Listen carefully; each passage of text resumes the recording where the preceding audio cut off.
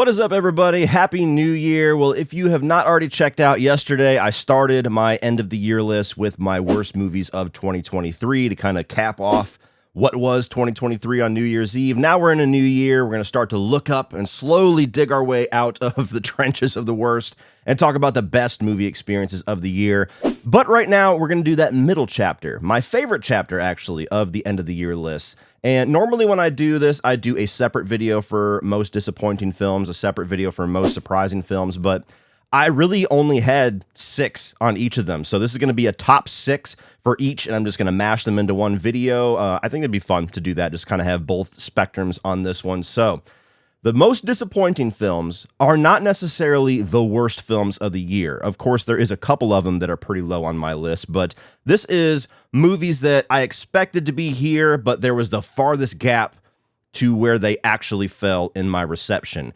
And then the reverse of that is the most surprising, where some of these films are not necessarily in my top 10 or near my top 10, while a couple of them are. But these are the movies that I expected to be here and were significantly better than I thought they were going to be. Or one movie in particular that kind of just came out of nowhere and was one of my favorite movies of the year. So we're going to talk about that, and we're going to start with the most disappointing films. And as always, put your list down below. I don't expect you to agree with mine. We all have different expectations, different tastes. So don't expect to have your list regurgitated to you from me. That's not what these videos are for. So let me know yours down below in the comment section. We'll discuss it down there.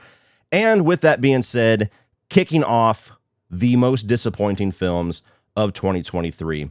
Number 6 for me is going to be Silent Night. And this is a movie that was way late in the year, in December. It was a movie that I didn't see advertised too much until we were in November. So if this was something that I had heard about earlier on in the year, potentially this could have been much higher because I would have been much more anticipating for it. But this is the newest John Woo American action film that he has not made an American action film in quite a long time, since the early 2000s. And it stars Joel Kinnaman. And the premise is essentially that you have a father whose son was killed in a gang shooting, and in the midst of all of that, he loses his ability to speak. He's shot in the throat. And so the movie essentially chronicles the next 365 days, where he goes from the Christmas that his son is killed and he is permanently injured, for the next year where he plans and trains himself to take down the people that murdered his son on the following Christmas. And this was just an absolute disappointment in basically every single way, with the exception of Joel Kinnaman's performance. That guy, I think, is one of the most untapped, awesome resources in Hollywood. I mean, he's got some really nice roles, but unfortunately his choices, or just the way that the projects have unfortunately kind of transpired, have really not helped his career catapult it to the degree that I think that he is worthy of. I mean, he had Suicide Squad, he had RoboCop, and then he had this one. So I think that he is great in everything that he does.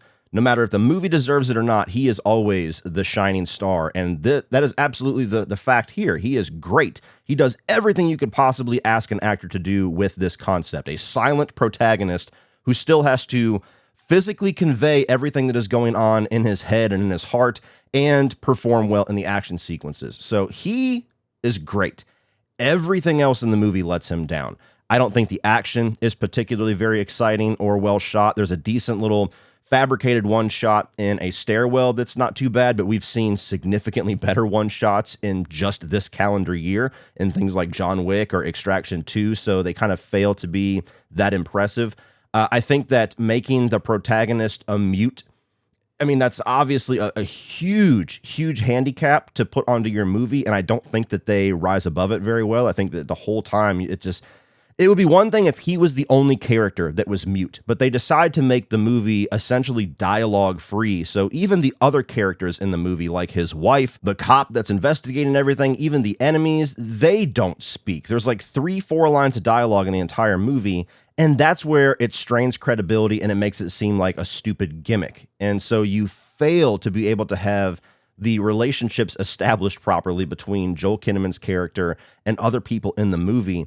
And I just think that absolutely tanked the potential here. So I didn't enjoy this whatsoever. Even as a Christmas action film, I feel like it barely even does anything with the Christmas holiday. It essentially just has some Christmas decorations in the background, and it's called Silent Night. Maybe a few Christmas songs, I really don't remember, but it's not one of those movies that really evokes the Christmas holiday and makes that kind of a piece of the movie. So major disappointment all the way around. Nothing else to say about it. Coming in at number 5 is going to be 65. Now, this was a movie that I was really looking forward to, and I actually had the pleasure of checking this out with my buddy CP. He stayed with me for a little over a week back in March, so we did a double feature. We saw Scream 6 and then followed it up with 65. Scream 6 ended up being a massive disappointment for both of us, but we'll talk about that in a little bit. And so suddenly the movie that we thought was going to be the star of the show, which was Scream 6, we then diverted all of our hopes and dreams onto 65. And we were like, please be awesome. Please redeem this night. And my God, what a dull and boring and lifeless movie. A great concept. What if you have a very capable action star in Adam Driver? You have a human being, or seemingly a human being, I guess technically he's not. You have somebody who seems human land on Earth 65 million years ago, and he's got all this space futuristic weaponry and everything, and he's being hunted by dinosaurs. Sign me the fuck up. That sounds awesome. And what this movie decides to do with that is make the most boring possible version of that awesome premise, where it's essentially a get from point A to point B type movie. You have Adam Driver and you have this little girl who can't speak at all. So same problem with Silent Night. It's extremely difficult to build out any kind of relationship or an emotional tie with those two characters. And so the main two characters of the movie, the only two human characters that you really see, you feel like they're just kind of there. They're not developing anything. And occasionally a dinosaur pops up. And, there's some twists and turns by the end of it that you could see coming a mile away because of the title of the movie. And the whole thing was incredibly boring. It's 90 minutes, which seems like graceful nowadays, where it's like, oh, thank God. Oh, no more 3-hour movies. So that was at least a little bit of a relief. But even at 90 minutes, it felt like, my God, when is this thing going to end? 90 minutes felt like 2.5 hours. So 65, so much wasted potential. Coming in at number 4 is going to be Insidious The Red Door. And I am a fan of the Insidious franchise, but I've fallen out of love with it a bit over time. I used to love the Insidious franchise. I think I actually preferred it to The Conjuring for quite a long time. And time and rewatches haven't been so kind to the movies, that even the ones that I do like in this franchise. So I wasn't over the moon about the fact that they were making another one. It kind of felt like, what else is there to do? But the main thing that interested me was that Patrick Wilson was actually going to be directing that. He's been the star of the franchise for most of it, and this was his directorial debut. I've been a big fan of his in general for a long time, so I was very curious and hopeful for what he was going to be able to do in his directorial debut. And then when I started to see the trailers and get the idea of the story that they're going to be catching back up with this family after, a decade or so, and they're going to be exploring how time has, and the events of the first two films has dismantled this family, and they're going to be kind of rediscovering things. That sounded really intriguing. But unfortunately, while I think that Patrick Wilson does a pretty good job as a director, especially in setting up the scares, I think that he did a good job with that. And of course, he gives a good performance. So does his son, and Ty Sheridan, that his name? Ty Simpkins. Ty Sheridan's different actor altogether. Ty Simpkins does a good job as well. The movie fails at being interesting or having any kind of a forward momentum because of the story that they decided to tell is the two main characters rediscovering the events of the first two films that the audience already knows. So the first 85% of the movie is all this mystery and intrigue that's built around answers that we already have. And so it really fails to build any kind of suspense or any kind of intrigue of what are they going to uncover, what's going to happen, because we already know. And so then you get to the actual exciting part of the movie, which is the last 10 minutes or so where they're actually in the further. They've already put together all the pieces, and now they are face to face with the lipstick face demon again. And it's just another version of the third act of the first film, only not nearly as effective. And so the whole thing just kind of fell flat for me. Not a miserable movie to get through, but just such a misguided choice for what story to tell, and ultimately makes the movie feel like it kind of was pointless. I know people don't like to hear that word, or like, all art has a point. sometimes a story can feel pointless to tell. And by the end of this film, it felt like where we started the film, we didn't really, or where we ended this family story at the end of Insidious Chapter 2, we didn't really gain anything by revisiting them in the 5th chapter. Coming in at number 3, and God, it hurts my heart to put this on here, but I have David Fincher's The Killer. David Fincher is easily in my top 5 directors of all time. I fucking love that guy. A number of his movies are in my favorites of all time, namely Seven and Fight Club. And when I saw this movie announced and started to read up on it, where this was going to be the other side of his Netflix obligation. You know, he did the Mank a couple of years ago, and now he's going to follow that up with The Killer. And it's based off of a graphic novel about a assassin, a hitman, and then Michael Fassbender is going to play the main character. It was just like, could you say anything more about this project to interest me? Whose dick do I have to suck to see that movie? Like, that's the level of excitement I had for this. No possible way that this is not going to be a top 10 movie of the year for me. And when you actually watch it, to give credit where credit's due, I think David Fincher, yet again, does a fantastic job as a director. I think Michael Fassbender does a fantastic job in the role. I think that the score is awesome. I like the look of the film, that classic David Fincher kind of brown, green grime to it. I think that there's some interesting things done with the hitman process, with him like ordering certain things and setting up certain things to kind of like a bunch of dominoes that's eventually going to knock over to a hit. That's interesting. That's always really intriguing to see. But the movie is just not as exciting or as intriguing or as it doesn't stand out as much as you would think that premise would in the hands of David Fincher. It's kind of one of his more tame and quiet movies, which some people might appreciate that about it. For me, it kind of felt a little too derivative because it's a setup for a hitman/assassin movie that we've seen a bunch of times. A hit goes wrong. Now this assassin is on the run and having to fight off or take down the people that he once worked for. And that's essentially the story that you go through here, is him just kind of working backwards from this hit to the person that initiated the hit to get himself out of this situation. And aside from one fight scene, it's all just kind of quiet scenes of him getting through that scenario. So this one just didn't really leave much of an impact for me. It's not a bad movie. It's not really low on my list whatsoever. It's actually in the top half, but what I expected it to be versus the experience that I actually had, it ended up being one of the more disappointing films. Coming in at number 2, we have Scream 6, and this was a massive disappointment for reasons that continue to develop, unfortunately. So I'm a pretty casual plus, I guess I'll coin that phrase, casual plus fan of Scream. It's never been one of my favorite franchises, but it's the slasher franchise that I think has been the most consistent as far as the quality that they have delivered. So I've enjoyed every single one of these movies. Scream 6 is no exception. I still gave it a positive review. But I really enjoyed the Scream 5 from last year. I liked everything that they were setting up for this one. I liked the New York setting idea. I liked the fact that we were going to get Kirby back. I was not one of the people that was like really crushed and worried about the absence of Sidney Prescott. Obviously, I didn't like kind of the details that came out about the pay dispute being the reason why, but narratively, I felt Scream 5 existed just fine and could have existed just fine without the two main characters that pop up at the end of the film. Dewey was the only one that felt relevant to that movie. So I felt they set up these new characters well enough that they could survive in their own movie without the original trilogy characters. I still think that.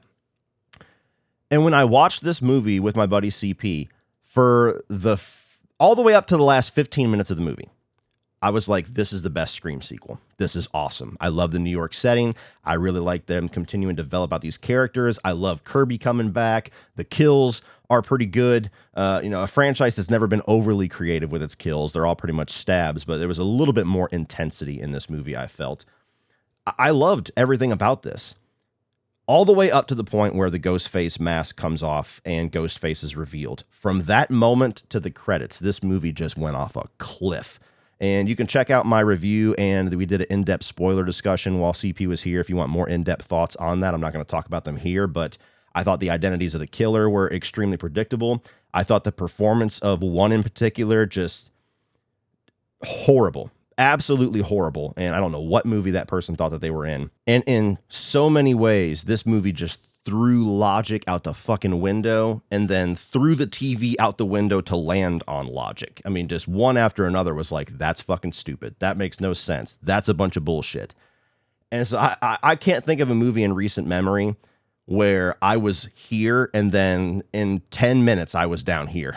Like, I was shocked. We saw it the very next day, a second time, just to kind of re-experience it and make sure, like, am I missing something?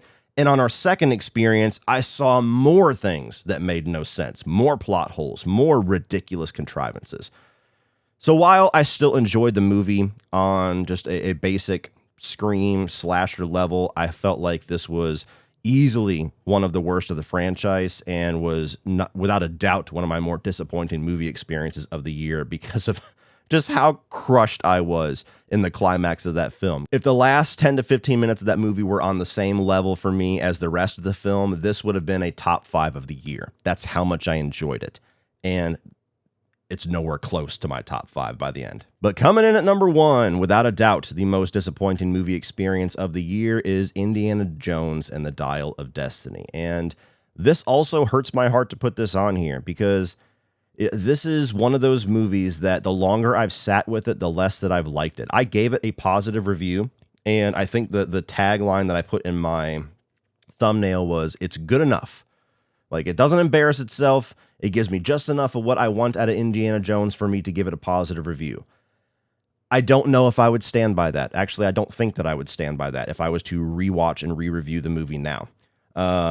This was a movie that from the beginning, from the time they announced it, it felt like it wasn't a good idea.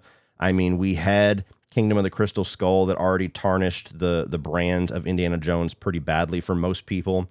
And whenever they announced they're going to do yet another one, and Harrison Ford is in his 80s, and we saw all of the old man jokes really not work that well over a decade ago with Kingdom of the Crystal Skull. Now he's going to be a decade older. What story are they going to tell?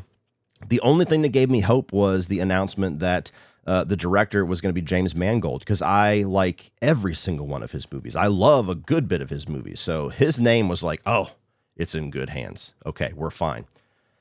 Then the trailers came out, and it was like, I don't know. I don't know if I want to see an old, lack of a better word, incapable Indiana Jones going on one more adventure. And it was clear that there was going to be a lot more CGI and green screen at play, which is something you just don't want to see in an Indiana Jones film. Part of the magic of those original 3 films is how much of it was done practically with stunt work. And obviously with him being 80 years old, it's not going to be him doing hardly any of the stunts. But I held on to hope. I was invited to the press screening that was coming out like a week or 2 before the movie released. I drove down to Atlanta, picked up my buddy Woody, who does all my graphic design, who's also a big fan of the franchise. And me, him, and my son watched it. And all 3 of us, at best, we were like, okay, that was all right. And as we talked about the movie, it was like, man, if it wasn't for the existence of Kingdom of the Crystal Skull, I would probably hate that. I would probably be so pissed at the quality of that movie. But it seemed like it was good enough because it didn't embarrass itself on the level of Kingdom of the Crystal Skull. However, since I've seen the movie the first time and reviewed it back when it came out, the more that I've talked about it and think about it, there's so much of this movie that I just fail to remember, and it failed to make an impact on me. And the only thing that I remember about this is the third act that I did not like whatsoever. I thought it was just way too into the sci-fi for me. And Indiana Jones has always leaned into that at some point. There's always a supernatural edge to the third act, but to me, this was just way too far, even farther than the 4th movie, which everybody lost their shit about. And how much I disliked the character played by Phoebe Waller-Bridge. Beyond that, I don't remember shit about this movie. And that almost makes it feel worse. Like, we can say all day long all the problems of Kingdom of the Crystal Skull, but for how bad that movie was at the time and how many things about it have stood out as like really crazy decisions, that movie's memorable. You know, I've only seen it 3 times in my life, and I watched it just a few months ago whenever I did my review series. I could still take you through the plot of that movie and describe specific sequences and lines of dialogue. I can't tell you jack shit about Dial of Destiny. And so does that make it worse? that it's just so in that middle, mediocre, forgettable realm that it fails to make an impact positively or negatively? I don't know. But I can tell you that it hurts my heart to have an Indiana Jones film that is so bland and forgettable that I can't really tell you much about it unless I force myself to watch it again. And having to phrase it as force myself to watch it again is not a phrase I ever want to say in regards to Indiana Jones. So it's a movie that's nowhere close to the worst of the year. It's probably going to end up somewhere in the middle of my ranking of all 120 something movies I see by the end of the year. But man, I expected at least some sort of Indiana Jones magic here. You get a little bit of it in the opening sequence, and every single time you see the de-aging technology, you get ripped right back out of that magic. I just don't know. This was never a good idea, but I don't know how James Mangold and all them turned out a movie that's just so forgettable for me. All right, guys. Well, that is the end of my disappointments for the year. Now we're going to start talking about the good experiences of the year. Moving on to my biggest surprises of 2023. And number 6 for me is going to be a little movie called Cobweb. And this was released the weekend of Barbenheimer. You know, you had Barbie, you had Oppenheimer, these two movies that are massive. They ended up being the top grossing films of the year. Everybody was talking about that. And then Cobweb just kind of gets thrown in there. Nobody's talking about it. I didn't even see a trailer hardly. The only reason I knew about this is because I did some research for a video at the midpoint of the year about most anticipated horror films for the rest of the year. And I saw this pop up, and that it was produced by Seth Rogen and Evan Goldberg, and saw the cast of it. And I was like, I've never heard of this. When is this coming out? Why is nobody talking about this? And then it just kind of gets tossed out there into limited as fuck theaters the weekend of Barbenheimer. And the only reason I was able to see this that weekend was because I reached out and was able to secure a screener. And I put this on, and I had such low expectations for it because of the way that they just threw it out, like they were just trying to get rid of it. I was like, oh, this can't be good. They don't have any faith in this. They were just trying to hide it. And this ended up being one of my favorite horror films of the year. It's not a perfect experience by any means. It certainly has some issues in the third act with how quickly things wrap up and how it strains a little bit of logic. But the overall fairy tale gothic nature of this movie was really, I'll use the word infectious for me. It was just a really cool tone and vibe. All of the performances across the board are awesome. You have Anthony Starr here, who everybody knows as Homelander, who's creepy as fuck in this. You got Lizzie Kaplan, who I've never really seen do anything dark like this, but she's really unnerving as well. There's a nightmare sequence with those two that is one of the chilling scenes of 2023. And what the movie starts off making you feel like it's about, which is the oddness of these parents and what their deal is, by the halfway point, it starts to evolve in something much crazier. And I don't really want to even describe it any more than that, because this is still a movie I'm going to recommend to people that probably most people have not seen. But I love the way that they transitioned ideas and switched focus over to different things. And it was just a really wild, cool experience. So there's some people that haven't really enjoyed it. This is not a movie that's had like the pretty much universal acclaim of things like When Evil Lurks or Talk to Me. But to me, this was without a doubt one of the standout horror experiences that I had of the year. And it came out of nowhere for me. So that's number 6. Number 5 is going to be Dungeons and Dragons Honor Among Thieves. Now, this is a subgenre that I don't really care for so much. If you remember back when I did my fantasy 31 on 31, that was a rough one to get through. It's just not really my thing. You know, fairies and orcs and elves and wizards. I just don't really get into that kind of stuff. So Dungeons and Dragons, never played it, never had the interest in playing it. Nothing to do with any of this stuff. It is really my thing. But the trailers looked amusing. And so I went to go check this out with my kids a couple of weeks after it was in theaters, because it dropped the week that I went to MegaCon last year. So I didn't get a chance to see it the weekend of. And when I finally saw it, I had a lot of fun with this. This was a really enjoyable movie, really good humor. All the characters were really enjoyable. A really nice cast here with like Chris Pine and Michelle Rodriguez. And, you know, it did a lot of interesting things that play in the world of fantasy and Dungeons and Dragons, but it didn't get too weird and wacky for my taste. I was able to actually like kind of enjoy the fantasy world, the fantasy realm for a change. So I think it underperformed a little bit, but the reception fan-wise and critic-wise was so high that I actually hope that they do another one. And I hope that they kind of take whatever profit they made, or maybe even it made a loss. I really don't remember. And they just kind of excuse that as a tarnished brand from the movie that came out in the early 2000s. And they look at the reception and come out with a sequel, because I think it would actually be a nice little franchise. So this one, if you were like me and don't really play in that sandbox too much, I would say give this one a chance, because it was actually one of the more fun movies of the year. Coming in at number 4 is going to be Elemental. This was actually a very surprisingly good year for animation. If you guys have heard me talk about animation and animated movies anytime recently, they never really make a big impact on me. I can acknowledge how good they're made, but I don't know. I'm one of those grumpy get off my lawn guys at this point, I guess. I always prefer live action to animation, and even a good animated experience just doesn't really stick with me so much. Elemental is one of the exceptions this year, to where this movie just kind of didn't really seem that interesting to me at all. I don't even know if I would have watched it had I not had a day where my daughter was home and I wanted to do something just to have a day with her, and that was the only thing out. At this point, Pixar kind of felt like a brand that was on the downslope a little bit, and half of that's because of just the way that Disney has treated them and just dropped all their stuff on Disney Plus as if it's just like this unceremonious death. Some of it ends up succeeding. Some of it you just don't really hear much about. So I haven't really been on the Pixar everything is gold train in a number of years. The last movie I saw from them was Lightyear, which was a massive disappointment.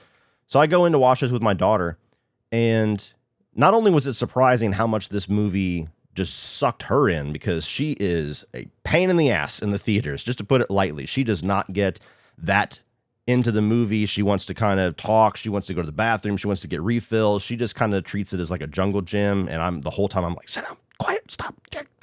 But this was by a landslide, like the best that she's ever been in a theater, where she was just really into the movie and loved the story and loved the characters and was just there for the movie experience for a change. And loved it so much that when we got out, she like begged to go to McDonald's to see if they had Elemental toys, which she did. And of course I took her there because I spoil my kids. And I surprisingly got really into this movie, and I thought it was very emotional and touching, and it's like a Pixar romantic comedy, and I thought that it was funny, and I liked the animation style and the world that they built out with the different elements. And first thing I did when my wife got home was like, you need to watch this when it comes to Disney Plus. You'll really love this. So this was a movie experience that was one of my kind of most cherished movie experiences of the year. Just me and my daughter having a nice little day where both of us really enjoyed this movie and had a nice little bonding experience. So I really loved it. I really loved Elemental, and I'm glad that once it kind of got word of mouth, it ended up being one of the bigger successes of the year, when at first it seemed like a gigantic failure. So good job, Pixar. Coming in at number 3 is going to be Gran Turismo. I have never played a Gran Turismo game. I'm not really into racing simulators or anything like that. And when this movie was announced, I was like, how do you make a movie about Gran Turismo? It just sounded like one of those things that we're just going to use the brand to try to get gamers in. I mean, we've all seen dozens of those video game movies where they take something and it's like, how the fuck do you make a story out of that? This is stupid. But when they said Neil Blomkamp was going to be doing it, I was a little more intrigued. When I finally saw the trailer and realized this is actually kind of based off a true story, and it's not so much a video game movie as much as it's a true story sports film with the backdrop of the video game, then I started to have a lot more faith in it. But I still, with that, the hesitation that we all have when we walk into a video game property, I still wasn't sure how good it was going to be.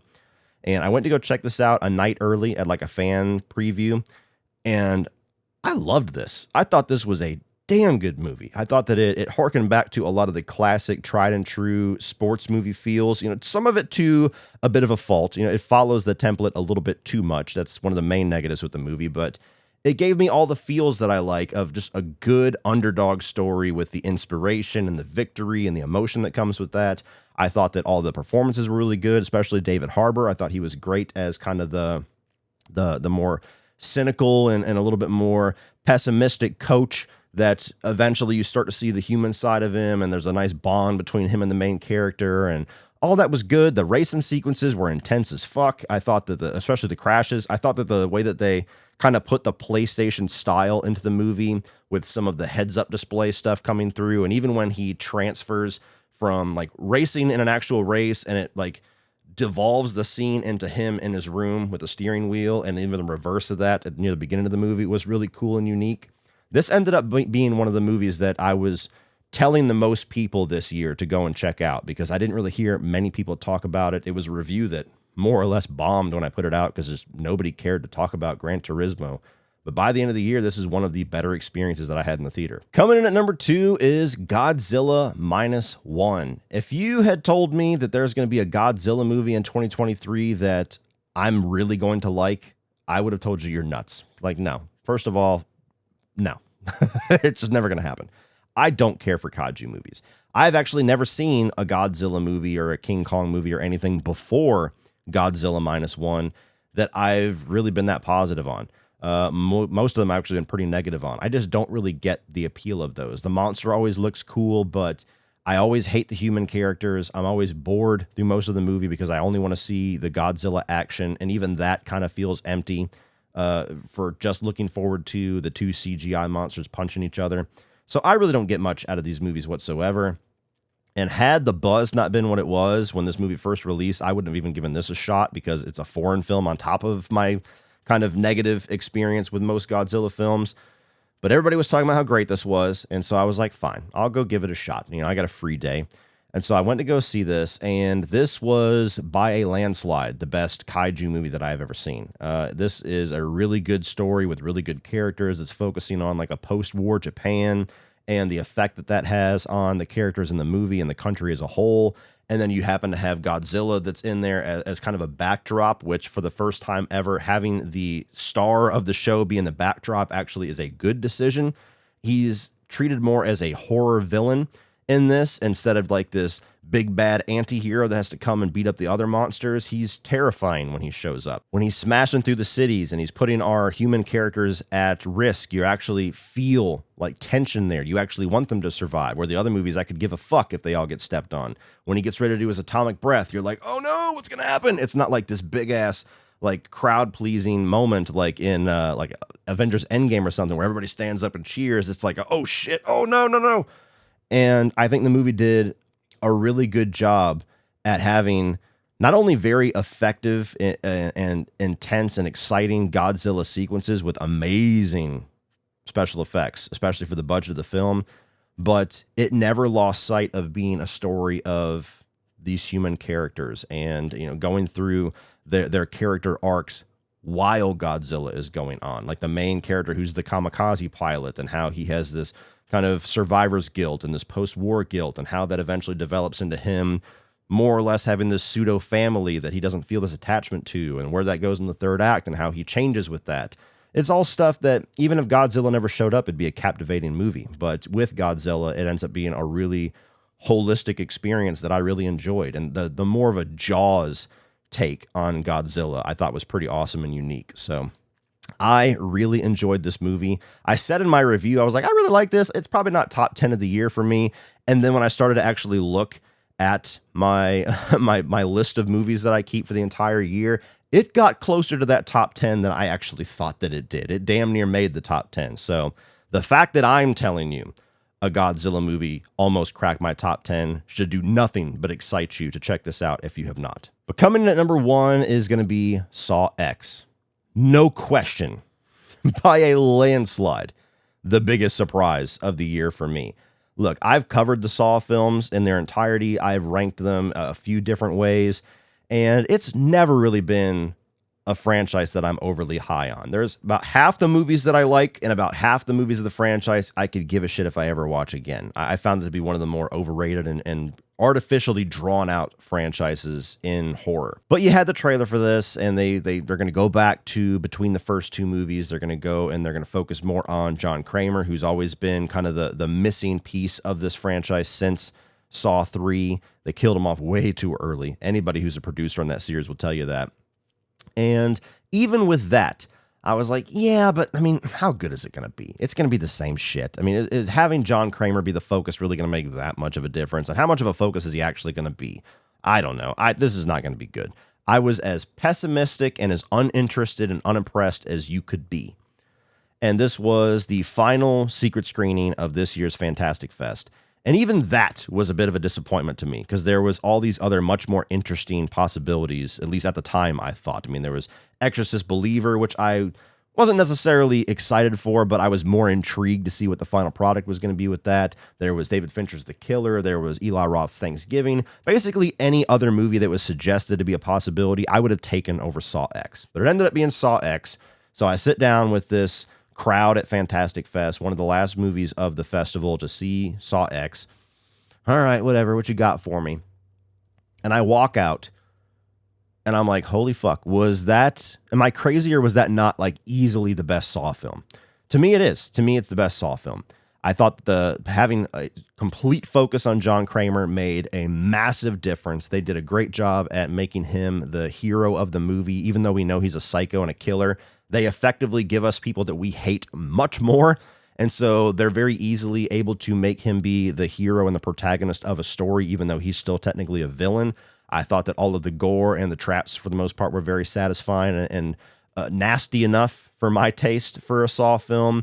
The villain and the way that they color out these characters who are going to end up going in the traps, you actually want to see the pain and the torture and everything. They're not these innocent people or innocent-ish people where you don't really have an investment in seeing them go through this. It's just like, okay, this guy jaywalked, so we're going to chop his legs off. That's kind of how stupid these traps and the morality of the traps got by the second half of the series. And I think they did a good job at putting some self-aware humor in there. For the first time, the series kind of acknowledged the ridiculousness of Jigsaw's moral code. There was so much about this that I was like, yes, yes, yes, you did it. Fucking finally, you did it. This is the one. And for the first time since Saw 2, I'm in a place where I am massively excited and hopeful for the series of Saw and for the future of that. And that was just a very exciting place to be. And this is one of those shining examples of times where I love to be wrong. I love to eat my words, because when I'm able to walk out of a movie that so many people are excited for, and I'm the naysayer saying, no, it's not going to be very good. And then I walk out and I'm able to tell everybody, holy shit, it's really good. Get excited. Those are my favorite moments. And so that was one of my best experiences of the year, being able to come out and say, I was wrong, get fucking excited, because this movie's kick-ass. So Saw X, for as much as I was surprised by the other 5 that I talked about, Saw X just on another level of I expected down here, and ended up being one of my favorites of the year. So pretty awesome, pretty good year of surprises and disappointments overall. And that's it. That's my top 6 surprises and my top 6 disappointments. Well, that's it for this one, guys. If you enjoyed that, please click over here for all of my 2023 new release reviews. I'm also going to put my top 10 worst movies of 2023. Please like, share, hit that subscribe button so that you do not miss over the next couple of days my best films, my top 10 best of the year, as well as my ranking of all of the horror films of the year and my ranking of every movie that I saw in 2023. And as always, remember, opinions are like assholes, but that doesn't mean you have to be.